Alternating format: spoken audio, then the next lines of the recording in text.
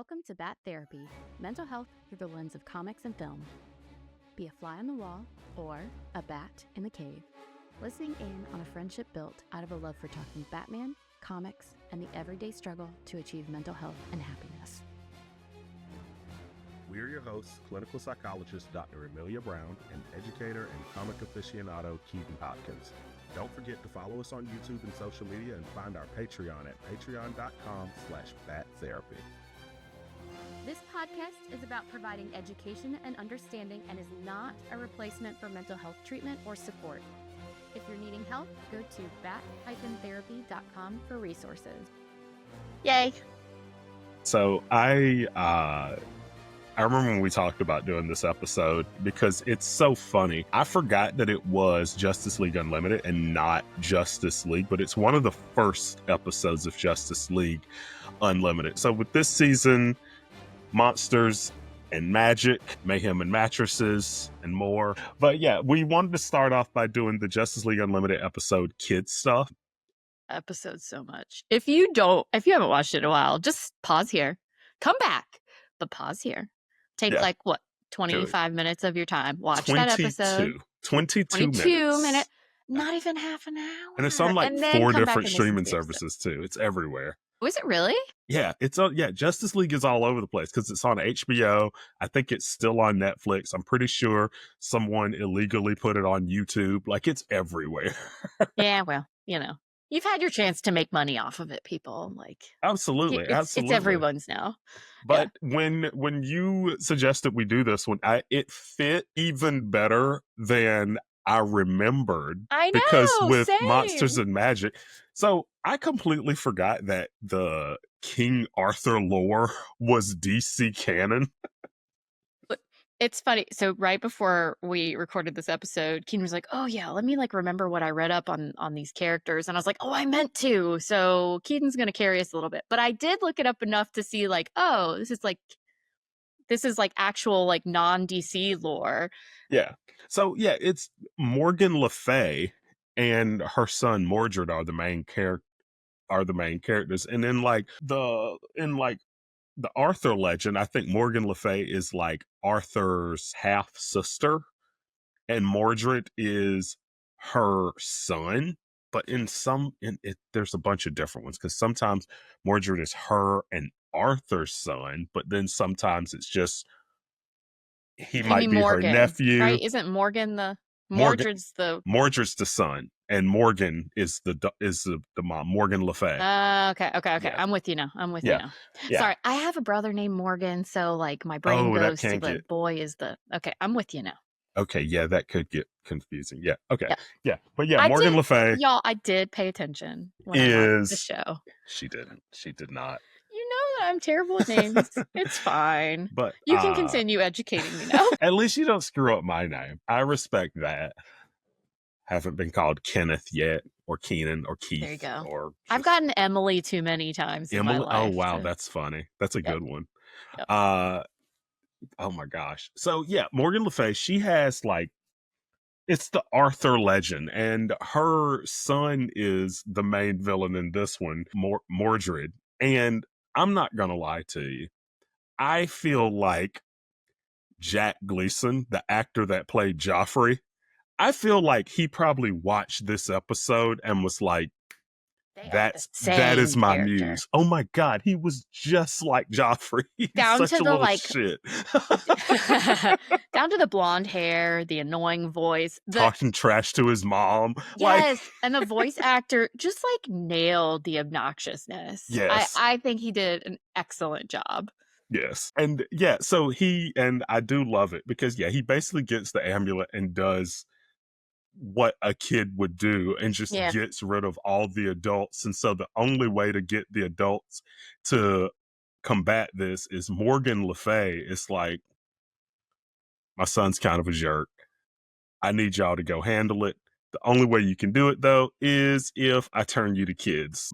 And so the Justice League, and at this point, Hawk Girl is gone, which I was really sad about because I feel like a little Hawk Girl would have been super cute.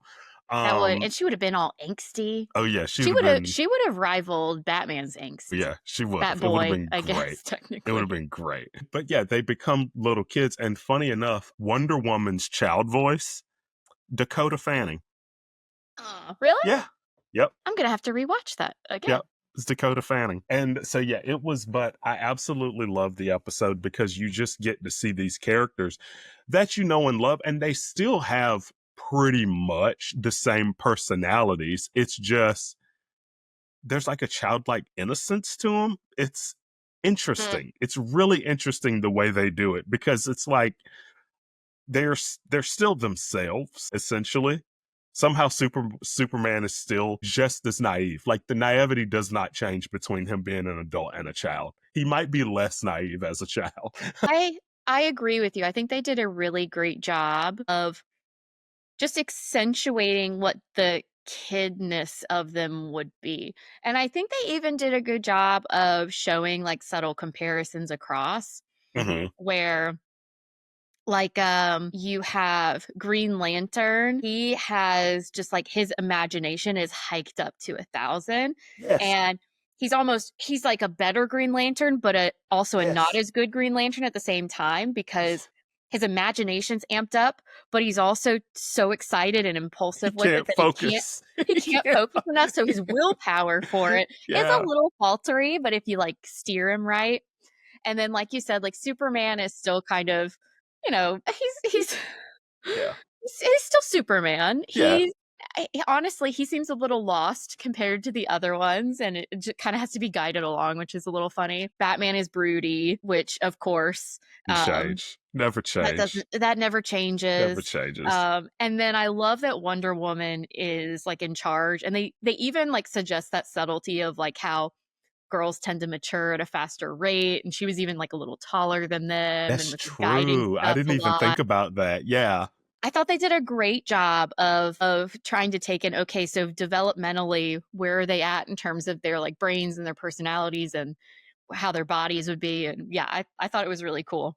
Yeah, I really liked it. And so one of the things that also sticks out is how, like I said, I think they're still the same characters. They just have almost this childlike innocence to them where it's almost as if there are less shades of gray. And in this Mm. episode, to be fair, there aren't a lot of shades of gray. It's like, here's our big bad. This is what we need to do. We just got to figure out how to do it, even though we're kids. And one of the things that was interesting about it is I feel like it's really a big mindset thing. Like Batman wasn't limited mentally. He was still Mm. 100%, but physically he wasn't Oh, as tall. His swings weren't reaching where he wants them to go. I Like love the part where they're like running in and he's like, let's go. And he's running and then they zoom ahead of him. He's like, it's not a race. like yeah, it's and so it's just but it's great because he still has that broodiness. And the thing is, when you really think about something like that, I really thought it was interesting how it's like, yeah, he still has that trauma of his parents and Hmm. everything, and he's still handling it. The only difference is if he mentally actually was that age, I feel like it would be showing in a lot of different ways other than the Batman that we know now being a Yeah. kid. Yeah. I mean, I think they did a great job with that because some people's styles change drastically over time in terms of how they cope with things, as you learn and you grow and things change. And as a kid, you don't have as many coping mechanisms and ways to like deal with situations as you do as an adult. So kids, they use a lot more like imagination and fantasizing or even dissociating, or they have to respond to things in some ways that adults aren't as prone to do. But I think they did a good job of showing, like, I mean, think about it. He was probably a pretty broody kid who was very intense and, like, don't suggest he can't do something. Like, he's so focused, right? I think there was such a good job with that.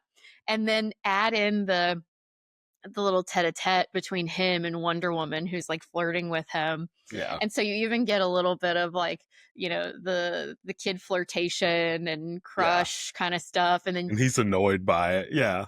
yeah, so you it's a great way of, like, pulling for some of those pieces of Bat Boy, I Yeah. guess, at this stage. And Yeah.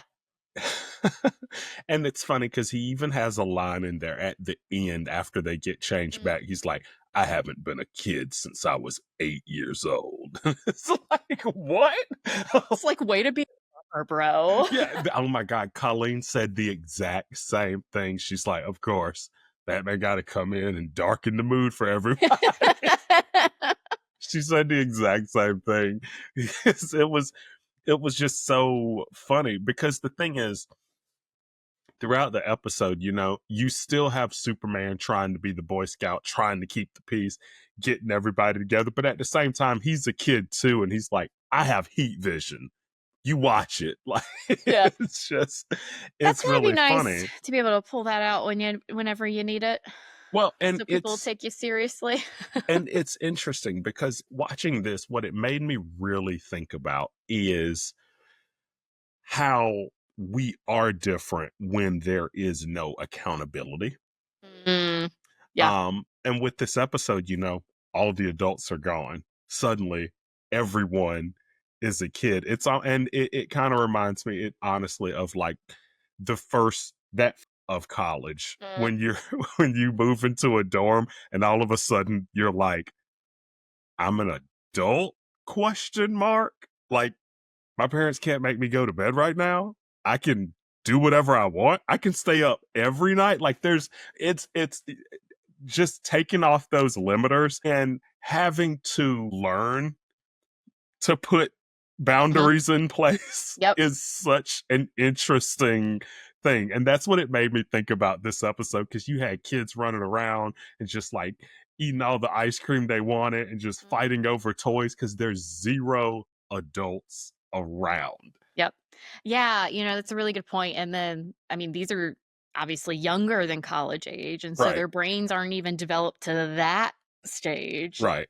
So, yeah, it's definitely because I had actually forgotten that part. I forgot about all the chaos at first when all the kids are like, "Whoa," and running around. And then but you see later, like, there's this kid who misses their mom. And so, yeah, it takes a little bit for the excitement to wear off of not having the accountability and the limits and the boundaries and the rules, where eventually, something scary happens or you feel lonely or you're wanting Yeah. that comfort or security of some sort, and that's when you start seeing a kid or two that's upset, or like one Yeah. of the babies like needs to be fed, and obviously the parent's not around to do it, and he And gives him a Mordred just cow, gave which, her a cow. by the way, I was like, this kid appears to be under 1 year old. This is not the time to be feeding them cow's milk. Right. It was just like, here's a cow. Like, get out of my sight. Like, what? And the way the little girl, the like sister, like looked at the cow, it's like that girl does not know what to do with it. She's like, yeah, because she even goes, she's like, okay. And she's just walking off with a cow on a leash and a baby in her other hand. Like, what on earth? So Yeah, unhinged. it's a wild ride over there. Yeah. But at the same time, I mean, that's how it is when you're that age. And it's just, like I said, having to set up boundaries for yourself in order to survive, essentially. Because I mean, when we think about when we were that age, it's that Home Alone effect. Like, I made my family disappear, I can do whatever I want. And then after a while it sets in and you're like, I Uh-huh. don't like this. I think I need some boundaries. I think I need some rules. I think I don't like the chaos Yep. anymore. Yep. Right. Thinking back to it, all of those kids looked like they were 13 or younger, I think. I think Yeah. they took out the older kids, which Yeah. makes more sense too with just how I think it would have been next level if you literally had people through like age Yeah, high 17 there. schoolers. Yeah, oh Lord. Yeah, it Can would you have been bad. imagine? Would have Oh, been bad, right? yeah, that Um, would have been intense. yeah, but at the same time, it's one of those things where there's definitely a huge difference between the obvious kids and the adults that were temporarily kids, True. right? Yeah. And I think it just goes to show just how much developmentally our brain, like how much our brains develop over time to be able to handle stressful situations, right? Instead of just like at one point the little girl sitting down in the corner just crying her eyeballs out because she Yeah. misses her mom, right? And at, I mean, at the same time, I'm not in any way saying that adults can't do that. I did it Sure. yesterday, right? Yep. Like, Yeah. but There's nothing wrong with that. absolutely not, especially in 2025. Good lord. Uh, Yeah. but yeah, it was just, I really enjoyed the way that they set it all up. I enjoyed seeing, like you said, specifically Green Lantern, how he had a much more vivid imagination. This is the, Hmm. I'm gonna say it right now. This is the best Green Lantern I've ever seen. This is this was the coolest I've ever seen Green Lantern. Honestly, he's like, I'm gonna make a robot out of my ring. I'm like, yes, Yes, thank you you. are. Thank Yeah. you. No, don't get a claw and wrap him up. Make a giant spaceship and shoot it. Like, it's so much more fun. Like, every Green Lantern should actually just be a very mature child. Like, that's There you what go. makes it Yeah. so fun. And if you, a fun fact too, when Green Lantern, when he made the mask for his glasses, the Hmm. second mask, it looks just like Kyle Rayner's mask, the next Green Lantern that was after him. His mask looks exactly like that. And I thought it was an interesting little That's interesting. I thing didn't that put that they together. showed there. But That's super cool. Yeah, I love how when he isn't thinking about it, he ends up with these glasses on his head, and I forget if who it was, but he was like, "Wow, I didn't even have to like try, and the glasses just appeared because he realized that he couldn't see as well. He needed yeah, glasses again." yeah. And someone mentioned like, "Yeah, I hope you didn't make those on purpose." It's like, oh, it even shows like kids realizing what's cool and what's not cool because he then like morphs them into something that's cooler. Yeah. But Well, yeah. yeah, and it's well, and oh gosh, and that brings up such another important point. It's like when they became kids, all of a sudden they were like, "Oh yeah, I don't like being bullied. I don't like being picked at. Mm, I don't yep. like I don't like that feeling anymore." And that was something. I mean, Green Lantern is John Stewart. He probably hadn't felt that in years, right? Like that kind of like embarrassment. He probably had not felt that in a long time. And suddenly it's that place where I couldn't figure it out. Like when they became kids, were they still Mm, like mentally were they kids again? Like because it seemed like at the time they were. Like it kind of goes back and forth, right? Like they knew what they had to do. yeah. They I would say, yeah, they knew what they had to do. They held on to their memories and their experiences. So I think that made them different than just a normal kid. I agree with you though that it definitely well, so we know John Stewart, his he needs glasses again, which he did when he was a kid. We know like we know physically in a lot of ways they are a kid. So I would assume that their brains physically and the chemicals and reactions and everything going on, I would assume all of that Yeah. went back to whatever age they were. They seemed like what, 10 or 10, 12ish or maybe something, 10. Yeah, something like that. Yeah. somewhere in there. So I would assume that I mean, they have the experiences and the memories, but I mean, they were clearly how they were reacting to each other, how they were interacting with one another, the things that they were doing, definitely had the vibe as if something about like mentally had shifted back. But yeah, because they still had their knowledge, their experiences, and everything, it probably helped them be more mature Yes. and maybe like deal with it a little different than they actually would have at that age. Yeah. And one thing I did want to ask you too, because like I said, as I was watching the episode, I'm like, wow, this is even more perfect. So the way that they end up beating Mordred Yeah. is with reverse psychology. And the first thing I wanted to ask, because that is a term that I have heard Mm, as long as I can remember, reverse psychology. And like yeah. saying it, you're like, what is that? What's the opposite of psychology, right? Like, are you thinking like as a term, Yeah. You know right? what's funny is it's not a therapeutic skill No. at all. So, the whole idea of tell someone to do one thing so that they react and do the opposite, like, that's not something. It's called reverse psychology and this, that, the other, but it's not really like a big psychology Sounds like thing. manipulation. Like, Yeah. that's Well, closer to it, right? I mean, I definitely think it's hitting on something interesting though, that is very therapeutic, which is resistance. Okay. And so there might be certain things that you're trying to help someone process through or to literally like change with their behaviors or something. And Mhm. there's some resistance that's happening. And so there's something getting in the way of that person either approaching a topic that might be important to talk about for them to be able to like move through things they're struggling with. Mhm. Or maybe they're saying they want to do something, but then they keep not doing it. We've all been there, right? I want to get healthier, and then you keep lying around. Or someone says something's really important to them and yet there's a roadblock that you can't see, right? So there are all these different ways that there might be resistance. And so one of the things that they talk about is rolling with the resistance, especially in motivational interviewing, but honestly all therapies I think get at this. It's just called different things. But essentially what can happen is you can keep trying to get a person to approach whatever the thing is that that you're trying to get them to do, and they keep Mhm. not doing it. And what happens is you just end up in conflict or frustrated with each other. Let's say you're trying to help someone have a tough conversation with someone that they care about that could help them move forward in the relationship.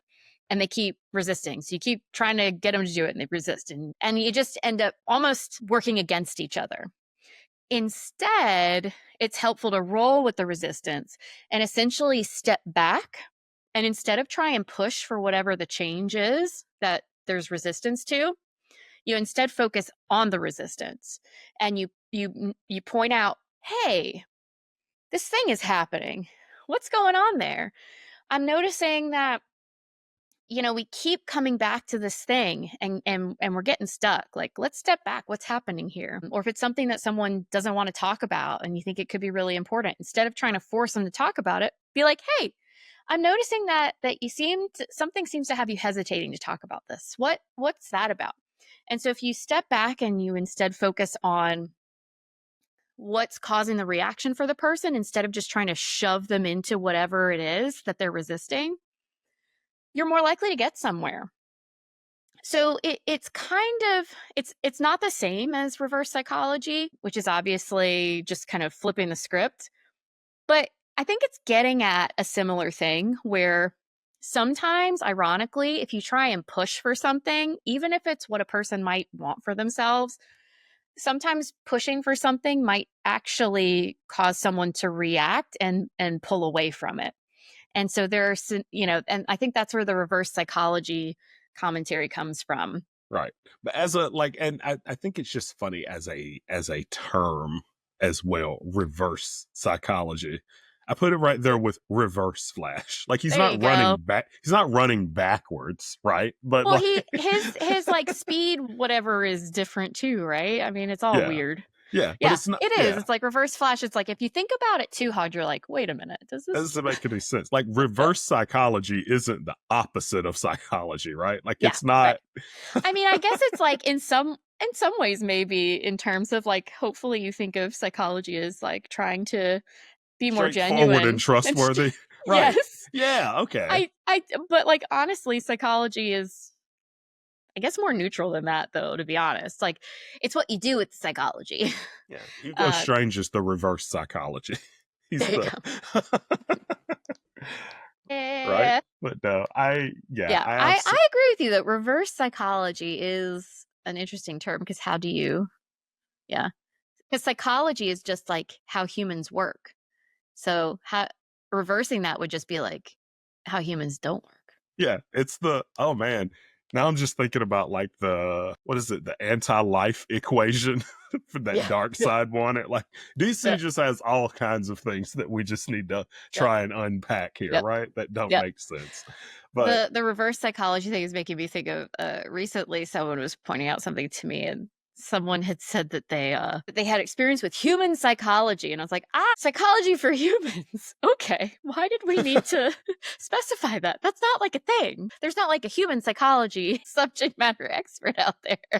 Well, I would like to think that somewhere it's like a set of books and it goes alphabetical order, like by animal, like porcupine psychology, I would be very interested in platypus psychology. Yeah. That so much confusion there already, Oh yeah. identity wise, The I feel identity like. confusion must be off the charts.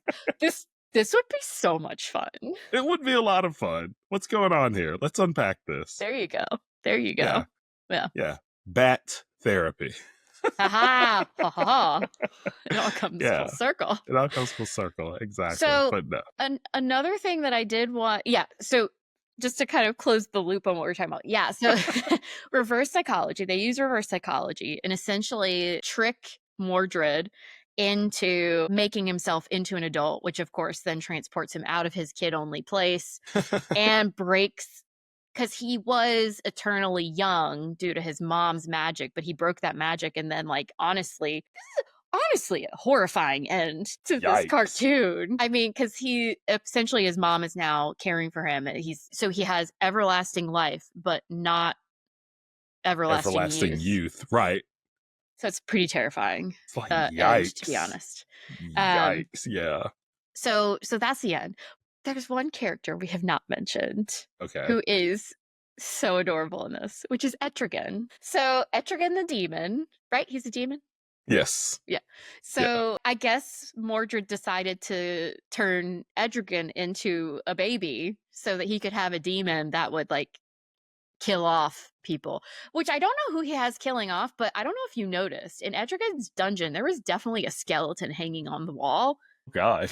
And I'm like, what child is that? Who is that? That's not that's good. a little, yeah. That's They've not been good. a little terrifying in this episode if you pay attention. But yeah, so they have little baby Etrigan, Very which cute. is really cute. And I would say that the superhero children, that was interesting seeing them have to maneuver around a baby demon also. It was funny because a lot of them were annoyed by him, like a kid that, like kids that age would be. It's like, oh my God, no, I'm not changing this diaper. Like, leave it to Superman. He'll do it. I love that they leave him with the person who, I guess they've never talked about. Surely he has super smell. He has super, right? Oh no. Yeah, that's true. Oh, so, that's like, brutal. Poor guy. The guy with the super senses has to change the little baby demon's diaper with no diapers to be seen, by the way. He can probably do it at super speed, though. Oh, there you go. He can probably hold his breath for a very long time. I could, like, freeze it. Might not smell anymore. It's frozen. Then you might freeze him. But yeah, it's a lot. It's a lot. But yeah, Baby Etrigan was funny because Etrigan is also such a serious character normally. Like, he is not the joking type. It is 100% intense and lots of rhyme schemes with him as well. Yeah, I always forget that part. Yeah. Yeah. They forget it sometimes as well. Do they? To be fair.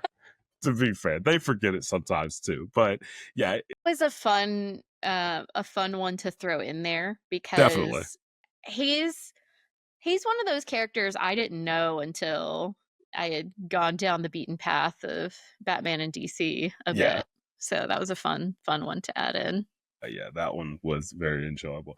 I couldn't remember what happened with the Flash this episode, because Flash and Martian Manhunter weren't in it, and I just would have loved to have seen a little Martian Manhunter and how he would have been. I would have loved that. A little Flash would have been maybe a bit much for me. Maybe, or he would be exactly the way he is already. Like, nothing would be different. Absolutely nothing would be different. He would just be shorter. The most hyperactive kid that you can, like, literally zip everywhere. Yeah. Well, and we got to remember too, this is in the Justice League's Flash is Wally. So he was actually Kid Flash in the Teen Titans before. Dude, I've never put together. Yeah. I mean, like, I knew it was Wally because, like, you know, a few episodes of it, but Yeah. I did not fully put that together in my brain. Yeah. And so it's funny because, yeah, he was like, in theory, he's like, should be like the same age as like Nightwing. He should be younger than all the other Justice League members Yeah. because of that. And so, yeah, that would have definitely been Yeah, that a would have been lot of interesting. Yeah, fun. I don't know. We'll have to rewatch some of the other ones to see what's happening. I know they don't always include everyone in every episode. They don't.